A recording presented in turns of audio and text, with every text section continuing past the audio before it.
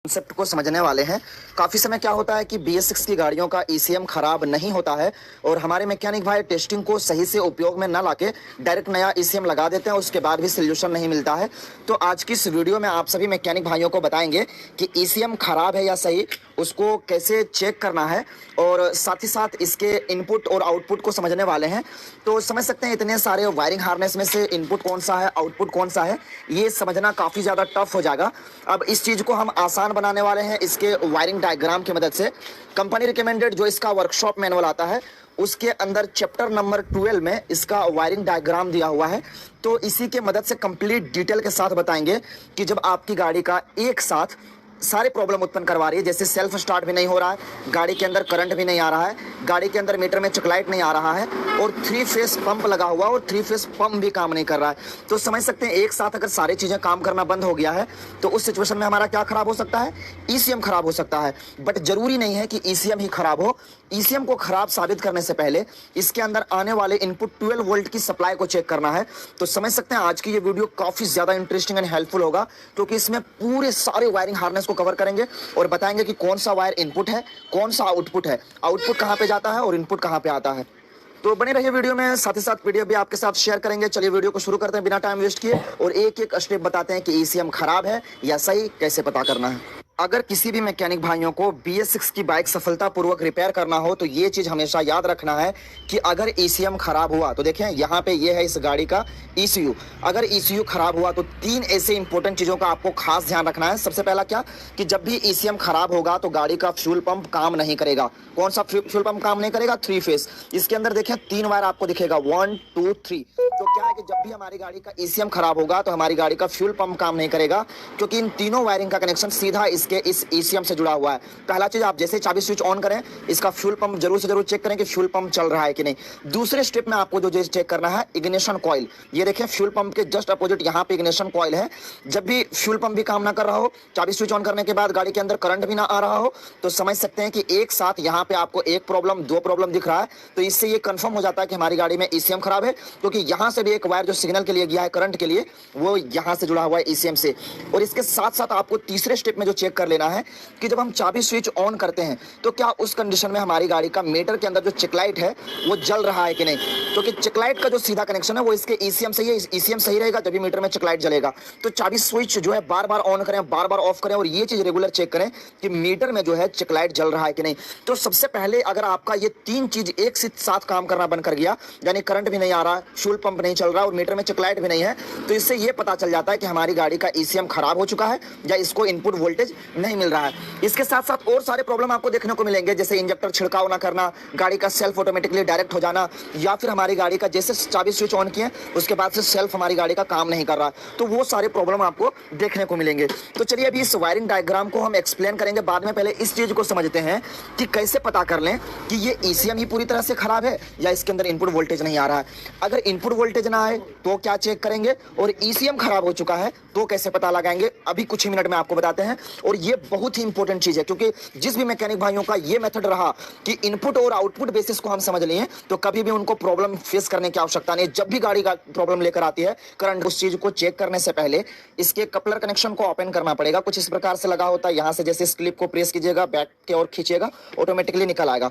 उसके बाद से मैं आपको बताते चलता हूं, हर वीडियो में मैंने बताया कि कोई भी ऐसा इलेक्ट्रॉनिक इक्विपमेंट, जैसे यह ECM एक इलेक्ट्रॉनिक इक्विपमेंट है, इसे खराब साबित करने से पहले हमें इस चीज का पता होना चाहिए कि इसके अंदर इनपुट 12 वोल्ट का सप्लाई इसको मिल रहा है कि नहीं। जब 12 वोल्ट का इनपुट सप्लाई मिल रहा हो, जब इसे आप खराब साबित करें। अब कैसे पता करेंगे इसमें से कौन सा इनपुट वोल्टेज किस में आएगा, तो उसके लिए कंपनी रिकमेंडेड खुद बताया जाता है। इसमें बहुत सारे वायरिंग के कलर कोड हैं, जिसमें से यहाँ पे कंपनी रिकमेंडेड बताया गया है। मैं अच्छे से फोकस करके दिखाता हूँ।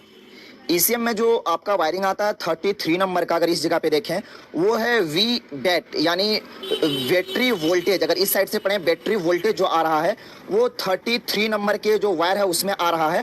कलर कोड क्या रहेगा, तो यहाँ पे खुद कंपनी बता रही है कि रेड प्लस ब्लैक कलर का रहेगा। बैटरी वोल्टेज जो आएगा वो 33 नंबर में आएगा और रेड प्लस ब्लैक। तो अगर इसके कपलर में देखें हम, तो रेड प्लस ब्लैक में हमें 12 वोल्ट का इनपुट सप्लाई हमें चेक करना पड़ेगा। अब इसका रेड प्लस ब्लैक अगर देखें तो ये एकदम एंड में आपको वायर मिलेगा 33 नंबर पे। अब चलिए इसके अंदर सबसे पहले हम इनपुट 12 वोल्ट का सप्लाई चेक करते हैं ECM को खराब साबित करने के लिए। फिर इसके हम आउटपुट को चेक करेंगे। देख लें colour code red plus black colour. इसके इनपुट वोल्टेज को चेक करने के लिए मल्टीमीटर को हम 20 वोल्ट डीसी पे सेट करेंगे। याद रखें जो बैटरी वोल्टेज हो वही यहाँ पे सेम रीडिंग आपको देखने को मिलेगा। तो ये पतले पतले प्रोब हैं जिससे आप ईसीएम के इनपुट साइड यहाँ पे ऐड कर देंगे और दूसरा को एक वायर हम ग्राउंड से प्रोवाइड करेंगे। अभी जैसे इसे मैंने ग्राउंड पे ऐड कर दिया और चाबी स्विच ऑन करना पड़ेगा। ये चीज़ आप हमेशा याद रखें कि जब तक चाबी स्विच ऑन नहीं करेंगे आपको डीसी वोल्टेज यहाँ तक नहीं देखने को मिलेगा, क्योंकि चाबी स्विच ऑन करने के बाद ही तो फ्यूल पंप चलता है, उसके बाद ही तो करंट आता है। तो चलिए इस चाबी स्विच ऑन करते हैं। ये मैंने इसका चाबी स्विच ऑन किया। अब इसके अंदर देखें जो बैटरी वोल्टेज है वो एकदम एक्यूरेट तरीके से इसके अंदर आपको देखने को मिलेगा।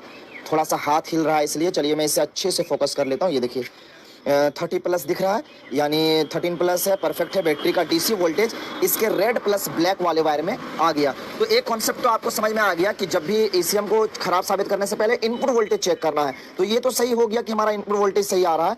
अब ये चेक करना है कि ईसीएम काम कर रहा है कि नहीं। तो ईसीएम का आउटपुट चेक करना है। अब एक चीज यहाँ पे आपको समझना पड़ेगा कि ईसीएम को तो वर्क करने के लिए आता है कितना, 12 वोल्ट का डीसी वोल्टेज, और ईसीएम सभी सेंसर्स को वर्क करने के लिए कितना वोल्टेज भेजता है, सिर्फ के सिर्फ 5 वोल्ट या उससे भी कहें तो कम। फ्यूल पंप को तो वर्क करने के लिए 3 फेज सिर्फ 2.5 से 3 वोल्ट के करंट से वर्क कर रहा, वोल्टेज से वर्क कर रहा। तो समझ सकते हैं ईसीएम को वर्क करने के लिए आएगा 12 वोल्ट और ईसीएम सेंसर्स को वर्क करवाने के लिए सिर्फ के सिर्फ भेजेगा 5 वोल्ट। चलिए वो भी मैं आपको दिखाता हूं। इसे लगाने से पहले मैं चाबी स्विच ऑफ कर लेना चाहता हूं। चाबी स्विच ऑफ कर दिया। अब चलिए इसके कपलर को मैंने लगा दिया है, अच्छे से फिक्स कर देना, इससे साउंड उत्पन्न होगा। ये देखिए साउंड उत्पन्न हो गया, ये लग गया। अब चलिए मैं आपको इसका आउटपुट चेक करवाता हूं, आउटपुट कहां कहां पे जाता है और लाइव दिखाएंगे। सिर्फ के सिर्फ 5 वोल्ट ही आपको दिखेगा। जब भी ईसीएम का आउटपुट चेक करना हो तो सिर्फ के सिर्फ सेंसर्स में चेक करेंगे, ना कि एक्चुएटर में। आप समझ सकते हैं मैं कहना क्या चाहता हूं। सेंसर यूनिट है ये, आईएटी सेंसर, मैप सेंसर और टीपीएस सेंसर, 3 सेंसर इसके अंदर इंक्लूडेड है। तो ईसीएम से आउटपुट इसके पास आएगा। अब ये जरूरी नहीं कि ये थ्रोटल बॉडी के अंदर सेंसर यूनिट ये भी लगा हुआ है और यहाँ पे लगा हुआ है। तो समझ सकते हैं ये है आईएससीवी वाल्व और ये है एक एक्चुएटर। एक्चुएटर के अंदर डीसी सप्लाई आएगा तो 12 वोल्ट का आएगा, ना कि ईसीएम से, क्योंकि एक्चुएटर हमारा ईसीएम सिर्फ सिग्नल भेजता है, वोल्टेज इसका इसके अंदर रेफरेंस नहीं आता है। तो हम इसके अंदर इनपुट वोल्टेज चेक करेंगे और साथ ही साथ इसका जो थर्मल सेंसर लगा होता है ईओटी यानी इंजन ऑयल टेम्परेचर सेंसर, इसके अंदर भी आउटपुट चेक करेंगे। अब काफी समय मैकेनिक भाई हमारी बड़ी गलती कर देते हैं, वो सेंसर को कौन सा कवर कर लेते हैं, ऑक्सीजन सेंसर। यहाँ पे देखें O2 सेंसर को कभी भी इनपुट वोल्टेज के तौर पे यूज में नहीं लाना है, वरना आप अच्छा ईसीएम को भी खराब साबित कर सकते हैं। तो कि मैं बताते चलूं इन सभी गाड़ियों में ऑक्सीजन सेंसर जो होता है वो अनहीटेड होता है, यानी वो इसके इंजन के टेम्परेचर से काम करता है, उसके अंदर बैटरी की डीसी सप्लाई की आवश्यकता नहीं है। तो एक चीज याद रखें, जब भी आउटपुट चेक करना हो तो सेंसर यूनिट में और इसके ईओटी सेंसर में, ऑक्सीजन सेंसर में नहीं चेक करेंगे, क्योंकि ऑक्सीजन सेंसर अनहीटेड है। बैटरी वोल्टेज की ना ईसीएम वोल्टेज की कोई भी आवश्यकता नहीं है। 300 डिग्री सेल्सियस के बाद वो काम करता है, उसके ऊपर बाद में बताएंगे। बट ये चीज मैं आपको समझा देना जरूरी समझा, क्योंकि इस वीडियो में ऑलमोस्ट जितने भी सारे कंफ्यूजन थे सारा क्लियर करने वाला हूं। चलिए कैसे हम इनपुट वोल्टेज चेक करेंगे। सेंसर यूनिट को मैंने ओपन किया। इनपुट वोल्टेज इसका जो आएगा इस वाले वायर में आएगा, एकदम एंड वाला वायर। इसके अंदर जो कलर कोड रहेगा वो रहेगा ग्रे प्लस ब्लैक कलर। अब चलिए मैं इसके अंदर रेफरेंस वोल्टेज चेक करता हूं, वो कैसे चेक करना है। उसके लिए हम मल्टीमीटर को फिर से 20 वोल्ट पे लगा देंगे। यहाँ पे मैंने मल्टीमीटर को लगा दिया। रेड वाले प्रोब को मैं इसके इस ग्रे प्लस ब्लैक वाले वायर में कनेक्ट कर दूंगा। यहाँ पे कनेक्ट कर दिया और दूसरा एक वायर जो है उसे हम कहीं से भी ग्राउंड प्रोवाइड करेंगे। ये मैंने यहाँ पे ग्राउंड प्रोवाइड कर दिया। आप खुद देख सकते हैं मैकेनिक भाई कि इसके अंदर इनपुट कितना वोल्ट का आया, सॉरी आउटपुट ईसीएम कितना भेज रहा है, सिर्फ के सिर्फ 5 वोल्ट का। तो आप समझ सकते हैं जो मैंने बताया एकदम एक्यूरेट बताया, 5 वोल्ट का आउटपुट मिलेगा। इसके साथ साथ हमें एक सेंसर में और चेक करना पड़ेगा, वो है इसका ईओटी। तो ईओटी के अंदर हमें एक ब्लैक प्लस येलो या ग्रीन प्लस येलो के अंदर हमें चेक करना पड़ेगा, इनपुट 5 वोल्ट का आना चाहिए। तो देखें इसके अंदर भी थोड़ा सा दूरी ले जाइए, दूर, हाँ ये देखिए 5 वोल्ट का इसके अंदर आ गया।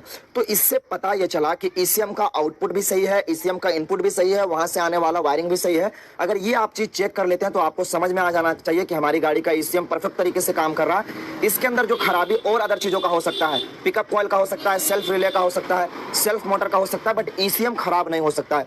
तो दोस्तों उम्मीद करते हैं इस वीडियो से आपके माइंड में जितने भी कंफ्यूजन थे ईसीएम के खराबी को लेकर, मैंने ऑलमोस्ट इसके सारी चीजों को कवर किया, इनपुट और आउटपुट सारी चीजें बताया। एक बार मैं इसका वायरिंग डायग्राम अच्छे से फ्रेश इमेज आपके साथ शेयर करता हूं। वायरिंग डायग्राम को लेकर काफी सारे मैकेनिक भाई कमेंट करते हैं, आप इसका एक स्क्रीनशॉट ले सकते हैं। लीजिए मैं फ्रेश इमेज इसका एक बार और से टच कीजिए। हाँ अब आप इसका स्क्रीनशॉट लेके उपयोग में ला सकते हैं। चलिए फिर मिलेंगे नेक्स्ट वीडियो में, तब तक के लिए आप वीडियो को जरूर से जरूर लाइक कीजिए, लोगों तक शेयर कीजिए, हर छोटे से बड़े सभी मैकेनिक भाइयों को बताइए कि कैसे